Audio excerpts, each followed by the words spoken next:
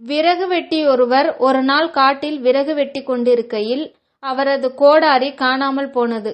கடவுளே என்று உரக்க கத்தினான். என் குடும்பத்தை காப்பாற்று, என் கோடாரியை கண்டுபிடித்து தா என்று அழுது வணங்கினான். கடவுள் திடீரென தோன்றி உனக்கு உதவுகிறேன் என்றார். பின்னர் தன் சக்தியால் தங்க உலோக கோடாரியை வரவைத்து இது உன்னுடையதா என்று கேட்டார்.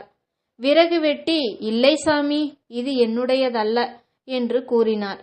கடவுள் வெள்ளி உலோக கோடாரியை வரவைத்து இதுவா என்று கேட்டார். இல்லை சாமி என்றான். பின்னர் அவனது தொலைத்த கோடாரியை வரவைத்து இதுவா என்று கேட்டார் கடவுள்.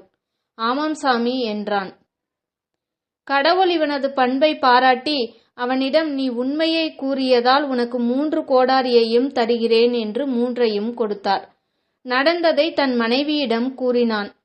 பேராசை பிடித்த மனைவி தன்னையும் கடவுளிடம் அழைத்து செல்ல கெஞ்சினாள். அவனும் சம்மதித்து காட்டுக்கு அழைத்து சென்றான். காற்றில் புலியின் உருமல் கேட்க இருவரும் பயந்து ஓடத் தொடங்கினார்கள். கடவுளை விறகு வெட்டி சென்ற முறை கண்ட இடம் வரவே நின்று நிதானித்து திரும்பி பார்த்தான். அவன் மனைவியை காணவில்லை. கடவுளே, என் மனைவியை கண்டுபிடித்து தா என்று கத்தினான், கெஞ்சினான். கடவுள் அவன் முன் தோன்றி உனக்கு உதவுகிறேன் என்றார். அவர் தமது சக்தியால் சமந்தாவை வரவைத்து இது உன் மனைவியா என்று கேட்டார். விறகு வெட்டி ஆமாம் சாமி என்றான்.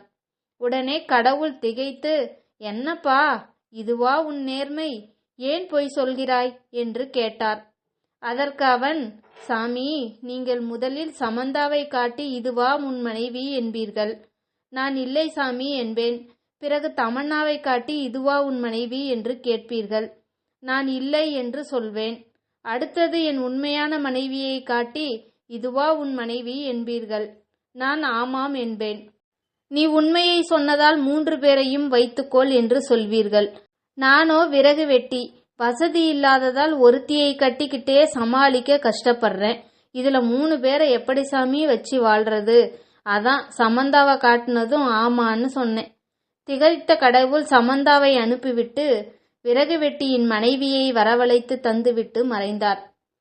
எல்லா சமயத்திலும் வேண்டுன வரமே கிடைக்காது. அப்படியே கிடைச்சாலும் வாங்கினதுக்கு அப்புறம்தான் தெரியும் அது வரமா சாபமா என்று. பல பேரோட கல்யாண வாழ்க்கையும் வரமா சாபமானு கேட்டா பதில் பெரும்பாலும் குழப்பமா தான் இருக்கும். வீடியோ பிடிச்சிருந்ததுன்னா லைக் பண்ணுங்க, ஷேர் பண்ணுங்க, சப்ஸ்கிரைப் பண்ணுங்க. தேங்க்யூ.